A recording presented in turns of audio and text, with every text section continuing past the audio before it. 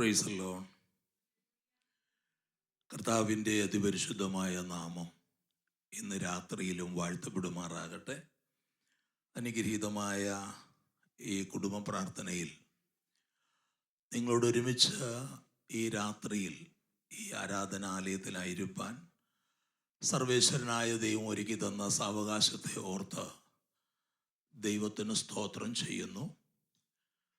ഈ സഭയുടെ ശുശ്രൂഷ കർത്താവിൻ്റെ ദാസൻ, കുടുംബം, അവരുടെ കുഞ്ഞുങ്ങൾ, മറ്റ് ഇന്ന് രാത്രിയിൽ ഈ കുടുംബ പ്രാർത്ഥന സന്നിഹിതരായ എല്ലാ വാത്സല്യമുള്ള ദൈവമക്കൾക്കും കർത്താവായ യേശു ക്രിസ്തുവിൻ്റെ നിസ്തുല്യ നാമത്തിൽ സ്നേഹ വന്ദനത്തെ അറിയിക്കുന്നു.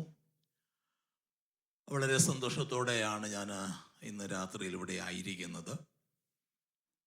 ഏതാണ്ട് ഒരു മാസമായി ഇവിടെ UK കടന്നു വന്നിട്ട്, പ്രത്യേകിച്ച് എൻ്റെ കുഞ്ഞുങ്ങൾക്ക് ദൈവം ദാനം നൽകിയ കുഞ്ഞിൻ്റെ 1 വയസ്സ് തികയുന്ന ഈ നല്ല ദിവസം അവരിപ്രകാരം ഒരു കുടുംബ പ്രാർത്ഥനയായി കൂട്ടായ്മ ക്രമീകരിച്ചതോർത്തും, വിശേഷാൽ നിങ്ങളുടെ ഒരുമിച്ച് ആ സന്തോഷത്തിൽ എനിക്ക് ദൈവസന്നദ്ധിയിലായിരിക്കാനും ഞങ്ങൾക്ക് കുടുംബമായി ഈ ദിവസങ്ങളുടെ ആയിരിക്കാനൊക്കെ ഇടയാക്കിയതോർത്ത് വളരെ സന്തോഷമുണ്ട്. ദൈവസന്നദ്ധിയിൽ വളരെ ആഗ്രഹിച്ച് പ്രാർത്ഥിച്ചാണ് എൻ്റെ മോൻ്റെ വിവാഹം നടന്നത്. അവർ കുടുംബമായിട്ട് ഇവിടേക്ക് കടന്നു വരികയും ഇവിടെ ജോലി കാര്യങ്ങളൊക്കെ ആയിരുന്നപ്പോൾ വളരെ ആത്മാർത്ഥമായി അവരെ ഓർത്ത് പ്രാർത്ഥിച്ചു കൊണ്ടിരുന്നവർക്ക് ദൈവം അനുഗ്രഹിക്കപ്പെട്ട തലമുറയെ നൽകണമെന്ന് ദൈവത്തോട് പ്രാർത്ഥിച്ചു. അങ്ങനെ ഇരിക്കുന്ന മോനെ വിളിച്ച് പറഞ്ഞു, പപ്പാ ഇങ്ങനൊരു സന്തോഷ വാർത്തയുണ്ടെന്ന് പറഞ്ഞ് കേട്ടപ്പോൾ ഒത്തിരി സന്തോഷം തോന്നി. അവരുടെ വിവാഹം കഴിഞ്ഞ സമയം മുതൽ ഞാൻ വളരെ ആത്മാർത്ഥമായി അവർക്ക് ഒരാൺകുഞ്ഞിനെ ദൈവം നൽകണമെന്ന് പ്രാർത്ഥിച്ചുകൊണ്ടിരുന്നു. എൻ്റെ അറിവ് ശരിയാണെങ്കിൽ ഇവിടുത്തെ നിയമം അനുസരിച്ച് 5-ാം മാസത്തിൽ സ്കാൻ കഴിയുമ്പോൾ കുഞ്ഞ് ആണോ പെണ്ണോ എന്ന് അറിയിക്കുമെന്ന് മനസ്സിലാക്കുന്നു. കേരളത്തിൽ അല്ലെങ്കിൽ ഇന്ത്യയിൽ അങ്ങനെ നിയമം ഇല്ല. അവിടെ പരിശോധനയും കാര്യങ്ങളും അറിയാം, പക്ഷേ റിപ്പോർട്ട് പുറത്തു വിടാൻ പാടില്ല പല കാരണങ്ങളാൽ. എന്നാൽ എൻ്റെ മോനിങ്ങനെ ആ സ്കാൻ കഴിഞ്ഞപ്പോൾ വിളിച്ചു പറഞ്ഞു, വിവരങ്ങളൊക്കെ ചോദിച്ചപ്പോൾ ഞാൻ ചോദിച്ചു, മോനെ എന്താണ് റിസൾട്ട്, ആൺകുട്ടിയാണോ പെൺകൊച്ചാണോ എന്ന് ചോദിച്ചു. അവൻ പറഞ്ഞു, അതിപ്പോൾ പറയില്ല, ഞങ്ങൾ രണ്ടുപേരും മാത്രം വെച്ചിരിക്കുന്ന കാര്യമാണ്, പാരൻസിനോട് പോലും ഞങ്ങൾ പറയില്ല, പിന്നീട് പറയൂ എന്ന് പറഞ്ഞു. ഞാൻ നിർബന്ധം പറഞ്ഞപ്പോൾ അവൻ പറഞ്ഞു പെൺകുഞ്ഞാന്ന് പറഞ്ഞു. ഞാൻ പറഞ്ഞു, അങ്ങനെയാണെങ്കിൽ സ്കാൻ തെറ്റിയിട്ടുണ്ട്, കാരണം UK ഡോക്ടേഴ്സ് തെറ്റുപറ്റിയിട്ടുണ്ട്. ഞാൻ പ്രാർത്ഥിച്ചതും ദൈവാത്മാവിനോട് പറഞ്ഞതും ഒരു ആൺകുഞ്ഞിനെയാണ് എന്ന് ഞാൻ അവനോട് പറഞ്ഞപ്പോൾ അവൻ ചിരിക്കുകയുണ്ടായി. വളരെ സന്തോഷം തോന്നി. ദൈവം അവനൊരു ആൺകുഞ്ഞ് നൽകി. അതിന് മറ്റു പെൺകുഞ്ഞോട് ഒട്ടും ഇതുണ്ടായിട്ടല്ല, ഞാൻ പെൺകുഞ്ഞുങ്ങൾക്ക് വേണ്ടി പ്രാർത്ഥിക്കുന്നയാളാണ്. ഈ ദിവസങ്ങളിൽ ഏറിയ നാളുകളായിട്ട് എനിക്ക് ഒരു പെൺകുഞ്ഞിന് വേണ്ടി പ്രാർത്ഥിച്ചുകൊണ്ടിരിക്കുകയായിരുന്നു. ഞങ്ങൾ ഇങ്ങോട്ട് യാത്ര ചെയ്യുമ്പോൾ എനിക്ക് 4ാമതൊരു പെൺകുഞ്ഞിനെ അല്ലെങ്കിൽ അഥവാ ഒരു കൊച്ചുമോളെ തരാമെന്ന് ദൈവം പറയുകയും, കൃപയാല സന്തോഷത്തിലാണ് ഞാൻ ആയിരിക്കുന്നത്. 4ാമതൊരു പെൺകുഞ്ഞിനെ ദൈവം തരികയാണ്. അപ്പോൾ പെൺകുഞ്ഞോട് പിണക്കൊണ്ടായിട്ടല്ല, ഞാൻ ആദ്യം എൻ്റെ വിവാഹം കഴിഞ്ഞപ്പോൾ ഞാൻ ദൈവത്തോട് നിരന്തരം പ്രാർത്ഥിച്ചു, എനിക്കൊരു പെൺകുഞ്ഞിനെ തരണമെന്ന്. എനിക്ക് ആദ്യം പെൺകുഞ്ഞിനെ ദൈവം തന്നെ, 2ാമതാണ് സനോജ. എനിക്ക് വളരെ സന്തോഷമാണ്, കാരണം എല്ലാ വീട്ടിലും ആൺകുഞ്ഞുങ്ങളെക്കാൾ കൂടുതൽ പെൺകുഞ്ഞുങ്ങളാണ് കുടുംബത്തിൽ അപ്പനമ്മമാർക്ക് എപ്പോഴും ആശ്വാസം. ഞാൻ വിശ്വാസം ആൺപിള്ളേർ പിണക്കൊണ്ടായിട്ടല്ല കേട്ടോ, എപ്പോഴും പെൺകുഞ്ഞുങ്ങളാണ് എല്ലാ കാര്യത്തിലും. എൻ്റെ മോൻ എന്നെ വിളിക്കുന്നത് ചിലപ്പോൾ ഒരാഴ്ചയിൽ 1 പ്രാവശ്യമൊക്കെ ആയിരിക്കും, എന്നാൽ മോള് മിക്കവാറും വിളിക്കും. അതെന്താ വെച്ചാൽ അങ്ങനെ ഒരു ബന്ധമാണ്. Praise the Lord.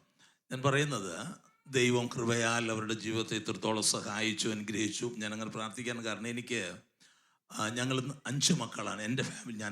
ഞങ്ങൾ 5 മക്കളാണ്. ഞാൻ 3ാമത്തെ ആളാണ്. ജ്യേഷ്ഠന്മാരുടെ കുടുംബത്തിലുള്ളതായിരിക്കുന്ന മക്കളും കൊച്ചുമക്കളെല്ലാം പെൺകുഞ്ഞുങ്ങളായി. 3ാമത്തെ ആളാകുന്ന ഞാൻ വളരെ ആഗ്രഹിച്ച് പ്രാർത്ഥിച്ച ഒരു ആൺകുഞ്ഞിനെ വേണം. കാരണം എൻ്റെ ഇളയത് പെങ്ങളാണ്, അവർക്കും ഉണ്ടെങ്കിലും മറ്റൊരു വീട്ടിൽ കെട്ടിച്ചു വിട്ടതല്ലേ. പിന്നെ ഏറ്റവും ഇളയ അനിയനാണ്, അദ്ദേഹത്തിന് 2 ചെറിയ പിള്ളേരാണ് ഉള്ളത്. വിവാഹം കഴിക്കാൻ പ്രായത്തിൽ പഠിച്ചുകൊണ്ടിരിക്കുക. അപ്പം ഞങ്ങളുടെ മൂത്ത ജ്യേഷ്ഠന്മാരുടെ തലമുറയെല്ലാം പെൺകുഞ്ഞുങ്ങളാണ് എല്ലാം. അപ്പം ഞാൻ ദൈവത്തോട് പറഞ്ഞു, കർത്താവേ, എൻ്റെ വീട്ടിൽ ഒരു വലിയ കണ്ടത്തിൽ നിന്നാണ്. അപ്പം ഞാൻ പറഞ്ഞു, വലിയ കണ്ടത്തിൽ കുടുംബത്തിൽ ഒരു ആൺകുഞ്ഞിനെ വേണം എന്ന് ഞാൻ നിർബന്ധമായി എൻ്റെ വിവാഹ നാൾ മുതൽ പ്രാർത്ഥിക്കുന്നതുകൊണ്ടാണ്. അതിന് ഉത്തരമായി ദൈവനോട് കൃത്യമായി സംസാരിച്ചുകൊണ്ട് ഞാൻ വ്യക്തമായോണ്ട് അങ്ങനെ പറയാൻ കാരണമായത്. ദൈവം എല്ലാം നല്ല അനുഗ്രഹിക്കട്ടെ. ഒത്തിരി സന്തോഷമുണ്ട്. ദൈവം സഹായിക്കട്ടെ. തിരുവെഴുത്തിൽ നിന്ന് ഒരു വേദഭാഗം. ഒത്തിരി കാര്യങ്ങൾ എനിക്ക് പറയുവാനുണ്ട്, എങ്കിലും സമയപരിമിതി എനിക്കറിയാൻ നന്നായിട്ട് അറിയാം. അതുകൊണ്ട് കർത്താവിൻ്റെ ദാസൻ അനുവദിച്ചിരിക്കുന്ന സമയത്തിനുള്ളിൽ തന്നെ ദൈവസന്നദ്ധിയിൽ ഇരിക്കുന്നതാണ്. 2 തീമോഥെയോസിൻ്റെ ലേഖനം 1-ാം അധ്യായം അതിൻ്റെ 4-ഉം 5-ഉം വാക്യങ്ങൾ നമുക്കൊന്ന് വായിക്കാം.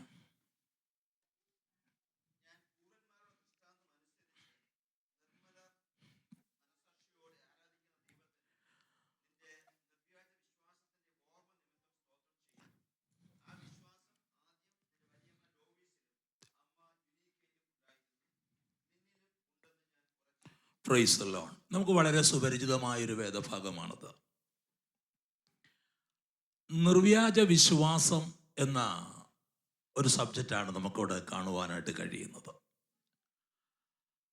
ഞാൻ വിശ്വാസത്തെക്കുറിച്ച് പറയാനല്ല ആഗ്രഹിക്കുന്നത്, മറിച്ച് തലമുറയ്ക്ക് വേണ്ടിയുള്ളൊരു സന്ദേശമാണ് ഞാൻ പറയാൻ ആഗ്രഹിക്കുന്നത്. എന്നാൽ ഇവിടെ പറയുന്നതായിരിക്കുന്ന ആ വാക്കൊന്ന് വളരെ ശ്രദ്ധിക്കുന്നത് നല്ലതാണ്.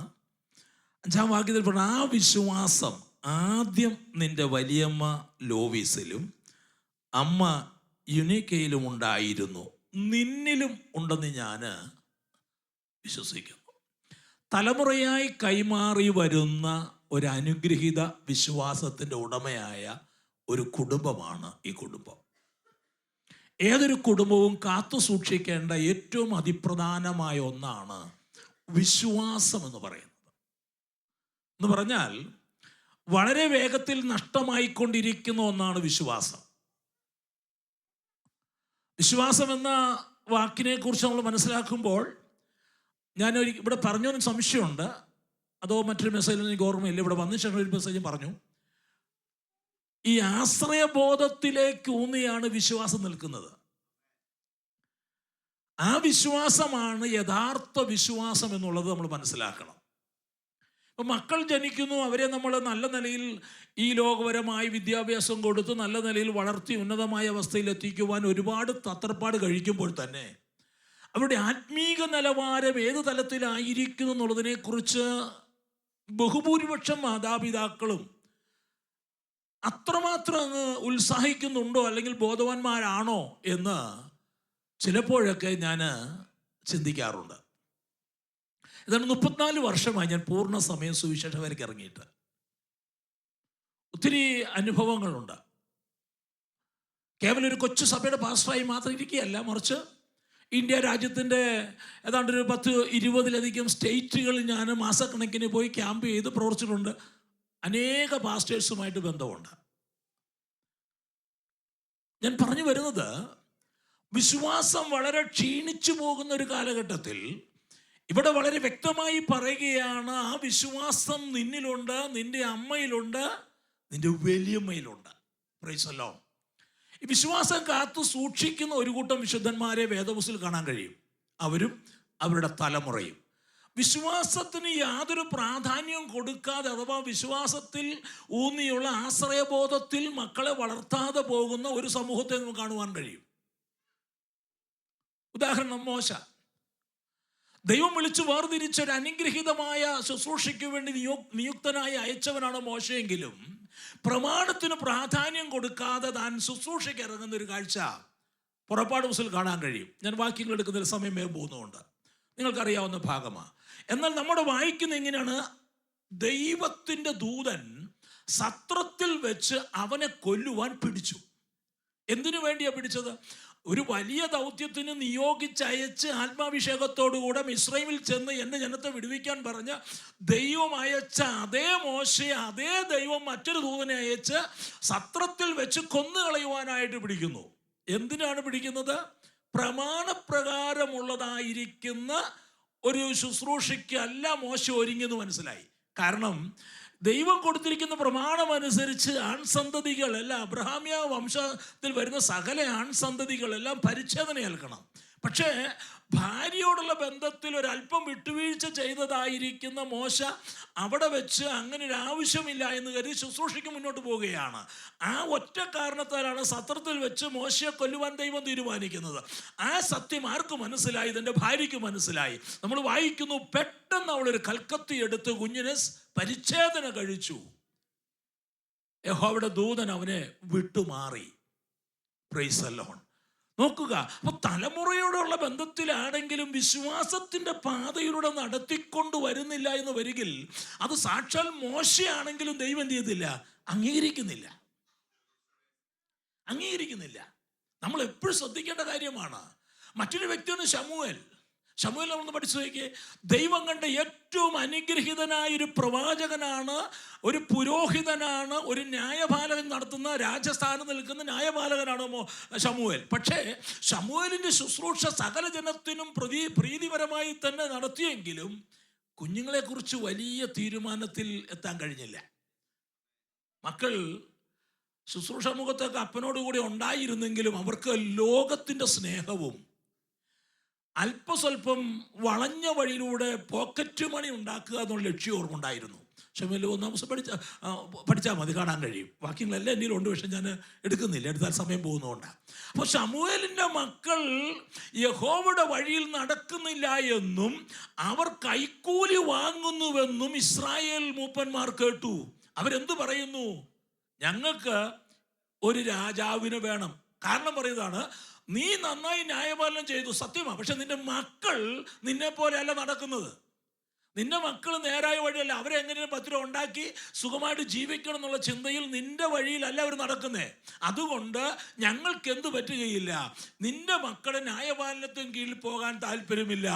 ഞങ്ങൾക്കൊരു രാജാവിനെ വേണം, ജാതികൾക്കുള്ളതുപോലെ.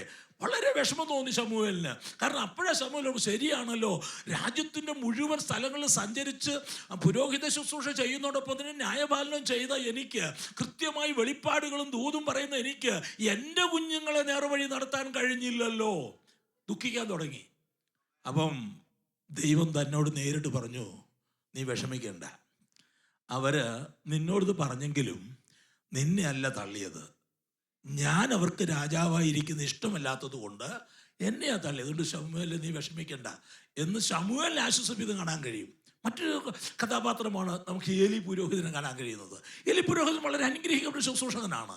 പക്ഷേ കാലം കടന്നുപോയപ്പോൾ തലമുറയുടെ വിശ്വാസത്തെക്കുറിച്ച് ഏലി പുരോഹിതന് യാതൊരു താല്പര്യം ഉണ്ടായിരുന്നില്ല. അവർ തെറ്റ് ചെയ്യുന്നതും അവർ പ്രാർത്ഥനാ സമയത്ത് മറ്റു പല കാര്യങ്ങൾക്ക് പോകുന്നതും അവർ സഭായോഗം മുടക്കി നടക്കുന്നതും അവർ കൂട്ടായ്മ ഉപേക്ഷ വിചാരിക്കുന്നതും ആരാധനാ മധ്യത്തിൽ തന്നെ വന്ന് ശ്രേഷ്ഠമായിരിക്കുന്ന മാംസകഷ്ണങ്ങൾ കുത്തിയെടുത്തുകൊണ്ട് പോയി തൊട്ടപ്പുറത്ത് കൊണ്ടുപോയി അവരുടെ ഇഷ്ടാനുസരണം കൂട്ടുകാരുമായി അത് വറുത്തും റോസ്റ്റ് ചെയ്തും കഴിച്ച് അവിടെ സന്തോഷിക്കുന്നതൊക്കെ ആര് കാണുന്നുണ്ട്? ഏലി. കർത്താവ് എന്താ പറഞ്ഞേ? നീ എന്നേക്കാളധികം നിന്റെ മക്കളെ നീ സ്നേഹിച്ചതുകൊണ്ട്, അവർ തെറ്റ് ചെയ്യുന്ന അറിഞ്ഞിട്ട് നീ അവരെ ശാസിക്കായതുകൊണ്ട്, ആ വാക്കുപയോഗിക്കുന്ന ദൈവം, നീ അവരെ ശാസിക്കായതുകൊണ്ട് ഞാൻ നിന്റെ കുടുംബത്തെ സന്ദർശിക്കും. അപ്പൊ നോക്കുക, ഈ വിശ്വാസത്തിൽ തലമുറയെ നേരായ വഴിയിൽ നടത്തുക എന്ന് പറയുന്നത് ഓരോ മാതാപിതാക്കളുടെയും ഏറ്റവും ഉത്തരവാദിത്തപ്പെട്ട കാര്യമാണ്. പ്രിയമുള്ളവരെ, പ്രത്യേകിച്ച് ഈ കാലഘട്ടം. കാരണം എന്ന് പറയുമ്പോൾ ഈ കാലഘട്ടം എന്ന് പറയുന്നത് നമ്മുടെ ഈ വർത്തമാന കാലഘട്ടത്തിൽ കർത്താവ് വരും. ഞാൻ പ്രവചനം പഠിപ്പിക്കുന്ന ഒരാളാ. Praise the Lord. ഈ വർത്തമാന കാലഘട്ടം നമ്മുടെ ദൃശ്യമാധ്യമങ്ങൾ നിങ്ങളെടുത്ത് പഠിക്കുക. ഇന്ന് ഇസ്രായേൽ നടക്കുന്ന നോക്ക്. അതെ, ആ മിസ്രൈമിൻ്റെതായിരിക്കുന്ന നൈൽ നദി മുതൽ ഇറാഖിൻ്റെതായിരിക്കുന്ന മഹാനദി തീരം വരെയുള്ള വിശാലമായ ഭൂപ്രദേശം പിടിക്കാൻ വേണ്ടി ഒരു പദ്ധതി ഇട്ടിരിക്കുക.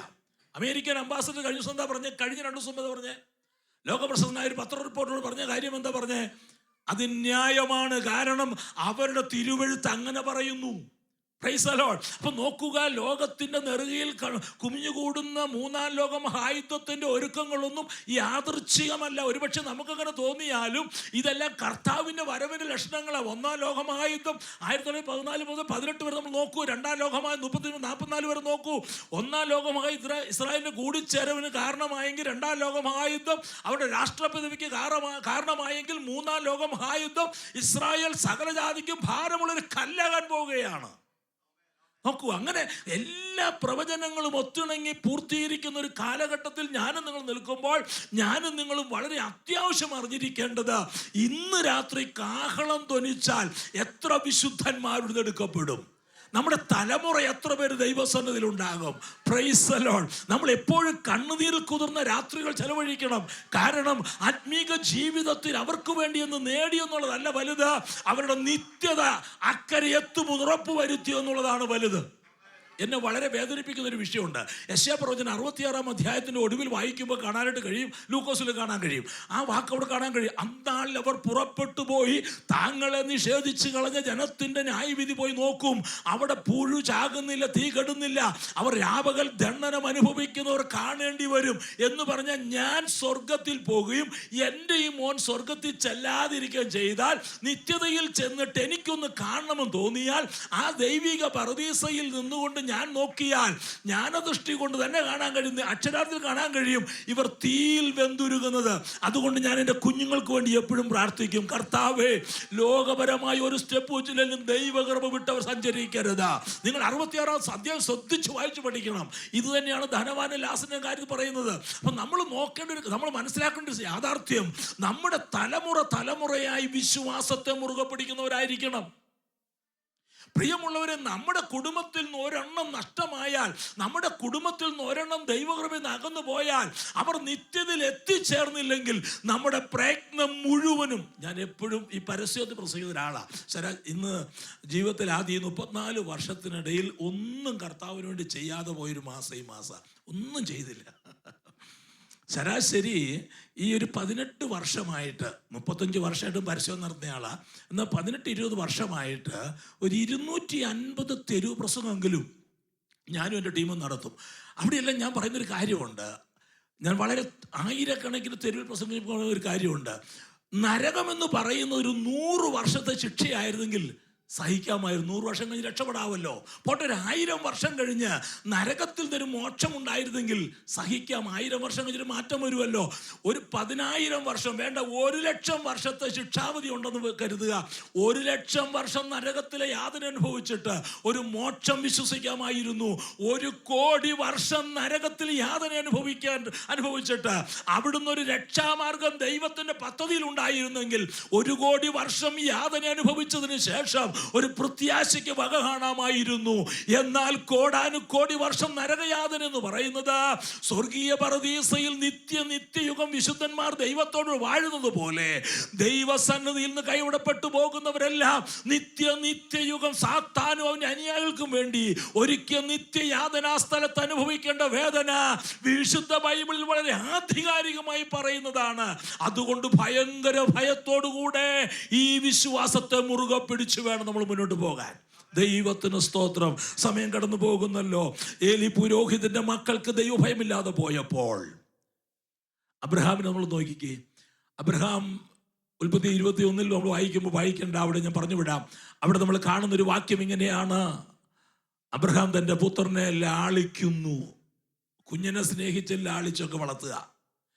തമ്പുരാൻ അത് കണ്ടപ്പോൾ ഇപ്പോൾ കൂട്ടായ്മയ്ക്കൊരു കുറവ്, പ്രാർത്ഥനയ്ക്കും കുടുംബത്തിനൊക്കെ ഒരു കുറവ്, മക്കളെ കളിപ്പീരാ കൂടുതൽ സമയം. ദൈവം ചോദിച്ചു, അബ്രഹാമേ, നീ സ്നേഹിക്കുന്ന, ആ വാക്യം ഉപയോഗിക്കും, നീ സ്നേഹിക്കുന്ന നിന്റെ ഈ കുഞ്ഞിനെ ഞാൻ കാണിക്കുന്നുണ്ട്, ഞാൻ കഴിക്കുമെന്ന് പറഞ്ഞു.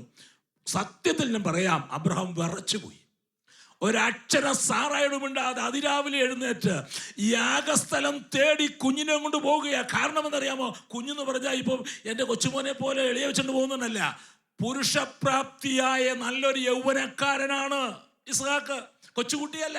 അതിന് ചരിത്രം പഠിച്ചാൽ ആ മലയുടെ മോറിയാമലയുടെ താഴെ വരെ ദാസന്മാരും കഴുതപ്പുറത്തും വിറക് കയറ്റിക്കൊണ്ട് പോയിട്ട് യാഗസ്ഥലത്തിൻ്റെ അടുക്ക ചെന്ന് ആ സ്ഥലം കണ്ടപ്പോൾ ബാല്യക്കാരോട് പറഞ്ഞു, നിങ്ങൾ ഇവിടെ നിൽക്കുക, ഞാനും ബാലൻ അവിടത്തോളം പോയി യാഗം കഴിച്ചിട്ട് വരാമെന്ന് പറഞ്ഞ് ദാസന്മാർ ചുമന്നുകൊണ്ടുവന്ന ഒരു മനുഷ്യനെ ദഹിപ്പിക്കാൻ കഴിയുന്ന വിറകെടുത്ത് അവൻ്റെ തോളിൽ വെച്ച് കൊടുത്തു.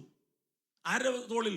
ഈ മകൻ ഈ വിറകും ചുമന്നുകൊണ്ട് മല കയറുന്നു. അപ്പൊ നമുക്ക് മനസ്സിലാവുമല്ലോ, ഒരു മനുഷ്യൻ ദഹിപ്പിക്കാനുള്ളതായിരിക്കുന്ന വിറക് ചുമന്നുകൊണ്ട് മല കയറണമെങ്കിൽ ഒരു കൊച്ചുകുഞ്ഞല്ല, നല്ല ആരോഗ്യത്തോടെ കാത്തനാൽ ചെറുപ്പക്കാരൻ തന്നെയാണ്. വേദപണ്ഡിതന്മാർ നിഗമനസ് 30 വയസ്സിനും 20 വയസ്സിനും ഇടയ്ക്കുള്ള പ്രായമുണ്ടെന്നാ. ആ യൗവനക്കാരനായിരിക്കുന്ന മകനുമായി അബ്രഹാം മോറിയാദേശ് പോയി യാഗം കഴിക്കുവാൻ തയ്യാറായി. ആ പോക്കി ചോദിക്കുന്നുണ്ട്, അപ്പാ യാഗമൃഗം എവിടെയാണ്? തീയും കത്തിയൊക്കെ നിന്റെ കയ്യിലുണ്ടല്ലോ, എവിടെയാകും? ദൈവം കരുതെന്ന് പറഞ്ഞു. അവിടെ ചെന്ന് യാഗപീഠം പണിതു. അതിൻ്റെ നടുവിൽ അത് എല്ലാ കാര്യങ്ങളും ക്രമപ്പെടുത്തി കഴിഞ്ഞ് സ്വന്തം സ്വന്തം മോനെ പിടിച്ച് കാലും കൈയും കെട്ടുകയാ. അവന് രണ്ട് ഓപ്ഷൻ ഉണ്ട്. ഒന്ന്, അവിടെ നിന്ന് അലറി കരഞ്ഞാൽ മതി. കായികാഭ്യാസികളായിരിക്കുന്ന ഒന്നിലധികം ദാസന്മാർ താഴെ നിൽക്കുന്നുണ്ട്. കുതിരവേഗത്തിൽ കുന്ന് ഓടിക്കയറാൻ കഴിവുള്ള 5 രാജാക്കന്മാരെ തോൽപ്പിച്ചു വന്ന 4 രാജാക്കന്മാരെ തോൽപ്പിച്ച 318 അഭ്യാസികളിൽ 2 താഴെ നിൽക്കുന്ന, ഒരു സെക്കൻഡ് കൊണ്ട് പാഞ്ഞു മലമുകളിൽ കയറാൻ കഴിവുള്ള, കാട്ടുകലമാനേക്കാൾ വേഗത്തിൽ ഓടുവാൻ കഴിവുള്ള, യുദ്ധാഭ്യാസം മുറയറിയുന്ന ഈ ദാസന്മാർ വന്ന് അബ്രഹാമിനെ പിടിച്ചു മാറ്റും. അവനത് ചെയ്തില്ല.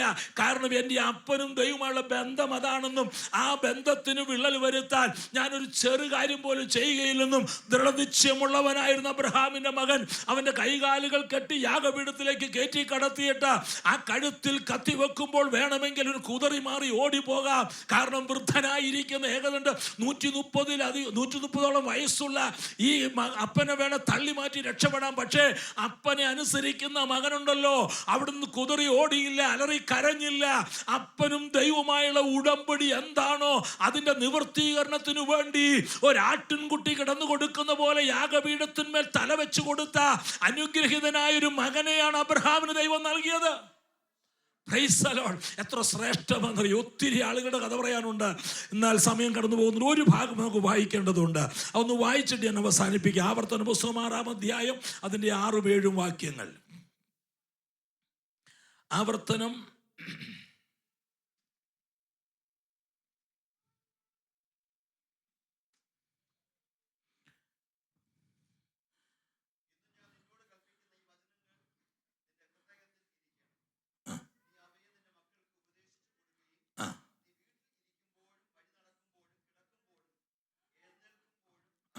മക്കളെ പഠിപ്പിക്കേണ്ടതിൻ്റെ ആവശ്യകത അവിടെ ഓർമ്മിച്ചിട്ട് അങ്ങനെ പഠിപ്പിച്ചെടുത്ത മക്കളെ കുറിച്ച് നമുക്ക് 1 ദിനവൃത്താന്തം നോക്കി. 1 ദിനവൃത്താന്തം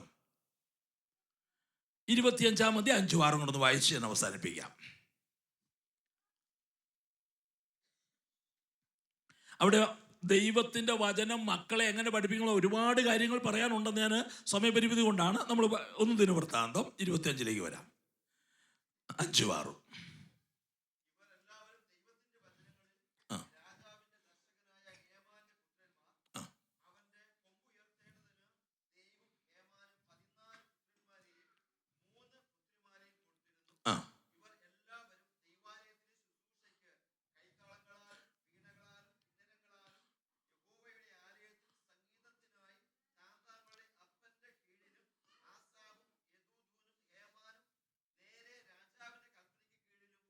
നോക്കുക, ഇവിടെ ഒരു 17 മക്കളുള്ള ഒരു ദൈവ മനുഷ്യനെ കുറിച്ചാണ് പരിശുദ്ധാത്മാവ് സാക്ഷ്യം പറയുന്നത്.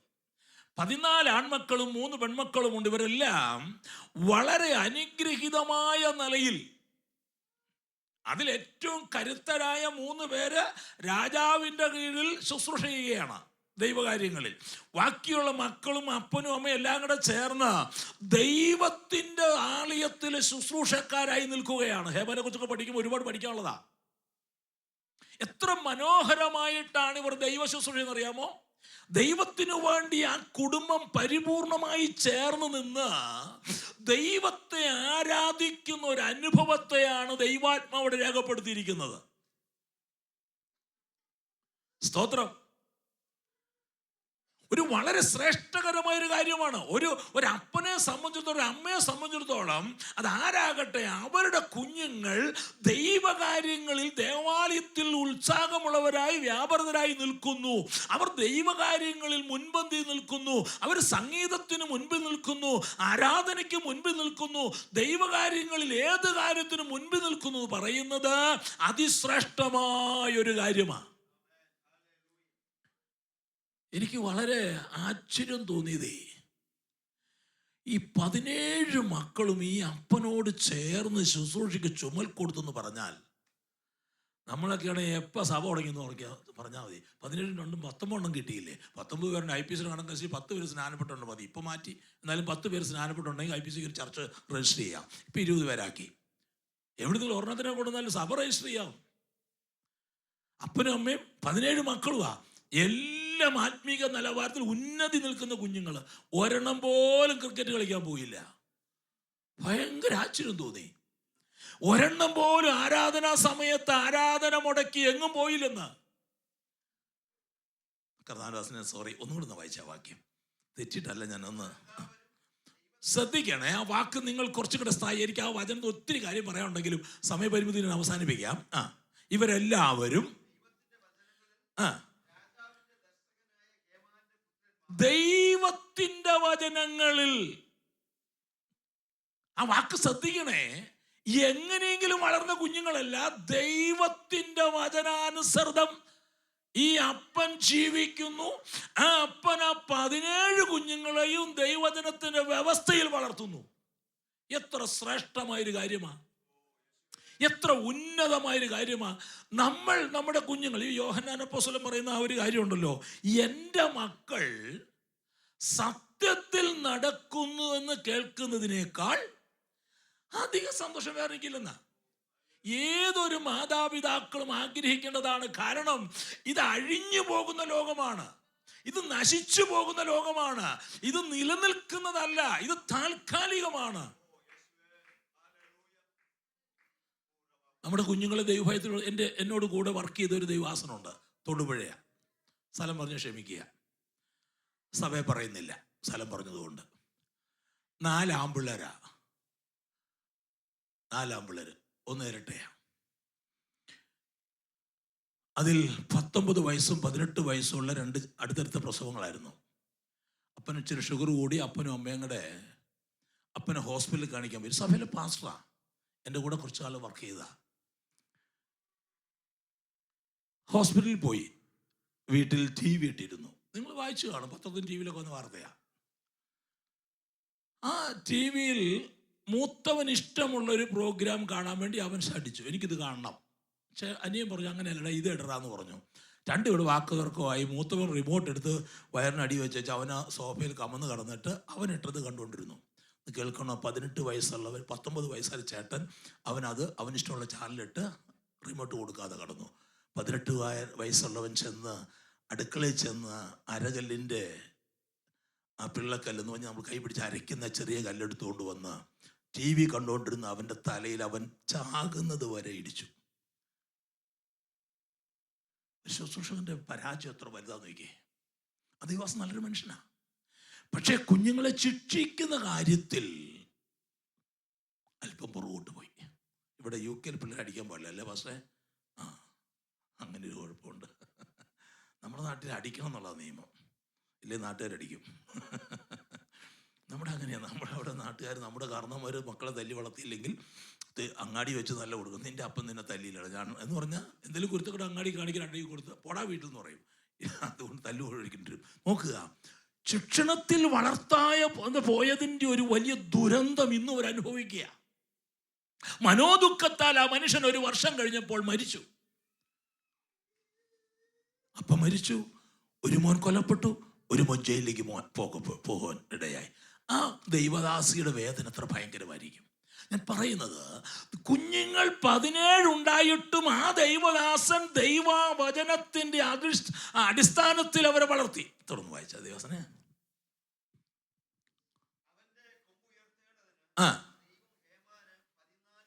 അവന്റെ കൊമ്പുയർത്തേണ്ടതിന് ദൈവം ഹേമാന് 14 പുത്രന്മാരെയും 3 പുത്രിമാരെയും കൊടുത്തു. ഇവരെല്ലാവരും എന്ന് പറഞ്ഞാൽ ആൺമക്കളും പെൺമക്കളും എല്ലാവരും ദൈവാലയത്തിലെ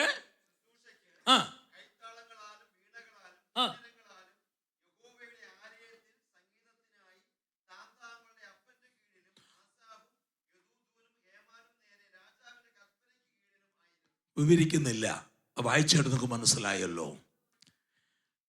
3 പേരൊഴികെ ബാക്കി 14 പേരും അപ്പൻ്റെ കൈക്കീഴിൽ യഹോവയുടെ കൊമ്പുയർത്തേണ്ടതിന്, ദൈവത്തിൻ്റെ ശുശ്രൂഷയ്ക്ക് ചുമൽ കൊടുക്കേണ്ടതിന്, ദൈവാലയത്തിൽ ദൈവത്തിൻ്റെ നാമത്തിന് വേണ്ടി അപ്പൻ്റെ കൈക്കീഴിൽ അപ്പനോടുകൂടെ പാടി ദൈവത്തെ ആരാധിക്കുവാൻ, സ്തുതിക്കുവാൻ, ദൈവത്തെ മഹത്വപ്പെടുത്തുവാൻ തയ്യാറായപ്പോൾ അതേ 3 ശക്തരായ ആളുകളെ രാജാവിൻ്റെ സന്നിധിയിൽ ദൈവത്തെ ആരാധിക്കാൻ രാജാവിൻ്റെ ഗണത്തിൽ നിർത്തി.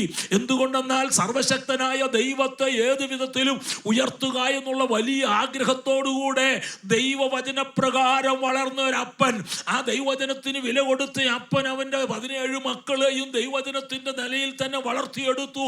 അതിൻ്റെ ഫലം ദൈവാത്മാവ് പറയുകയാണ്, ഇവരൊക്കെയും യഹോവയുടെ കൊമ്പ് ഉയർത്തേണ്ടതിന് ദൈവാലയത്തിൽ ദൈവത്തെ പാടി സ്തുതിക്കുവാൻ, ദൈവത്തെ ആരാധിക്കുവാൻ, ദൈവത്തിനു വേണ്ടി ശുശ്രൂഷിക്കുവാൻ നിൽക്കുന്നവരായിരുന്നു. എൻ്റെ വാക്കുകൂടെ അവസാനിപ്പിക്കുമ്പോൾ ഞാൻ എന്നെ കേൾക്കുന്ന വിശുദ്ധന്മാരായ നിങ്ങളോട് പറയട്ടെ, ഈ ലോകം അതിൻ്റെ അന്ത്യത്തിലേക്ക് നീങ്ങുകയാണ്. ഒരല്പകാലം മാത്രമാണ് നമ്മുടെ മുൻപിലുള്ളത്. സകല പ്രവചനങ്ങളും അക്ഷരാർത്ഥത്തിൽ നിവർത്തിച്ചു കൊണ്ടിരിക്കുന്ന ഈ കാലഘട്ടത്തിൽ നാം നമ്മെ തന്നെ ഒരുക്കുക, നാം ദൈവത്തിനു വേണ്ടി നിൽക്കുക. നമ്മുടെ തലമുറകൾ ദൈവത്തിൻ്റെ നാമത്തെ ഉയർത്തിക്കൊണ്ട് സുവിശേഷത്തിൻ്റെ സാക്ഷികളായി യഹോവയുടെ കൊമ്പുയർന്ന് ഏത് സ്ഥലത്ത് ദൈവത്തെ ആരാധിക്കുന്നു, ആ ദൈവാരാധനയ്ക്ക്, ആ ദേശത്തെ സുവിശേഷ വേലയ്ക്ക്, ദൈവരാജ്യത്തിന് കെട്ടുപണിക്ക് ചുമൽ കൊടുക്കുന്നവരായി ഏതു വിധേനയും ദൈവരാജ്യത്തിൻ്റെ പ്രവൃത്തിക്ക് പങ്കാളികളായി തീരുന്ന അനുഗ്രഹിത അനുഭവത്തിലേക്ക് നമ്മുടെ തലമുറകൾ മാറുവാൻ എത്ര പ്രിയപ്പെട്ടവർ കരയുന്നുണ്ട്, എത്ര പ്രിയപ്പെട്ടവർ ദൈവത്തോട് നിലവിളിക്കുന്നുണ്ട്. യഹോവ നമുക്ക് തന്നിരിക്കുന്ന ഒരു ആയുസ് എന്ന് പറയുന്നത് വാത്സല്യമുള്ള ദൈവമക്കളെ നിത്യതയ്ക്ക് വേണ്ടി ചിലത് നേടാനാകട്ടോ. ഇവിടെ എന്ത് നേടി എന്നുള്ളതല്ല ദൈവം നോക്കുന്നത്. ഇവിടെ സകലതും നഷ്ടമായാലും, ഇവിടെ തെരഞ്ഞെടുത്തിൽ പാകപ്പിഴകൾ വന്നാൽ മാറ്റിയെടുത്ത് മുന്നോട്ട് പോകാൻ കഴിയും. നിത്യതയ്ക്ക് പാകപ്പിഴ വന്നാൽ മാറ്റിയെടുക്കാൻ കഴിയുകയില്ല. മറിച്ച് അതെന്നേക്കുമായി നഷ്ടപ്പെടുന്നതാണെന്നുള്ള തിരിച്ചറിവോടുകൂടെ അക്കരെ നാട്ടിൽ ചെല്ലുമ്പോൾ നന്ന് നല്ലവരും വിശ്വസ്തനുമായ ദാസനെ ദാസിയെ എന്നുള്ള സ്വർഗീയ വിളി കേട്ട, നീ അല്പത്തിൽ വിശ്വസ്തനായിരുന്നു, അധികത്തിന് വിചാരകനാക്കുക എന്ന് പറഞ്ഞ നമ്മുടെ അരുമനാഥന കർത്താവിനോട് ചേർത്ത് നിർത്തി നമ്മളെ കോടാനുകോടി ദൂതന്മാരുടെയും ആദാം മുതൽ വിശുദ്ധന്മാരുടെ മുമ്പിൽ ആദരിച്ച് മാനിച്ച് അനുഗ്രഹിക്കുന്ന സുദിനത്തെ കണ്ടുകൊണ്ട് അവന്റെ പരിശുദ്ധ നാമത്തെ ഉയർത്തി ദൈവത്തിനു വേണ്ടി നിൽക്കുവാൻ ഞാനും എൻ്റെ കുടുംബവും ഞങ്ങളെ യഹോവയെ സേവിക്കുമെന്ന് യോശുവ പറഞ്ഞതുപോലെ, ഇവിടെ ഹേമാനെ കുറിച്ച് വായിച്ചതുപോലെ, ഞാനും എൻ്റെ മക്കൾ 17 പേരും യഹോവയുടെ കൊമ്പുയർത്തുന്നവരായി, ദൈവാലയത്തിൽ ദൈവത്തിനു വേണ്ടി ജീവിക്കുന്നവരായി, ശുശ്രൂഷിക്കുന്നവരായി, തിരുനാമത്തിന് മഹത്വം വരുന്നവരായി ജീവിക്കുമെന്ന ഉറച്ച തീരുമാനത്തോടെ, പ്രതിഷ്ഠയോടെ, സമർപ്പണത്തോടെ കർത്തൃകരങ്ങളിൽ ഏൽപ്പിച്ച് അനുഗ്രഹിക്കപ്പെട്ടവരായി ഇന്ന് രാത്രി മടങ്ങിപ്പോകുവാൻ ഈ ലഘുപ്രഭാഷണം കാരണമായി തീരട്ടെ. സാവകാശം നൽകിയ കർത്തൃദാസനോട് നന്ദി പറയുന്നു, സഭയോട് നന്ദി പറയുന്നു. ദൈവം നിങ്ങളെയും നമ്മയും ഒരുമിച്ച് അനുഗ്രഹിക്കുമാറാകട്ടെ.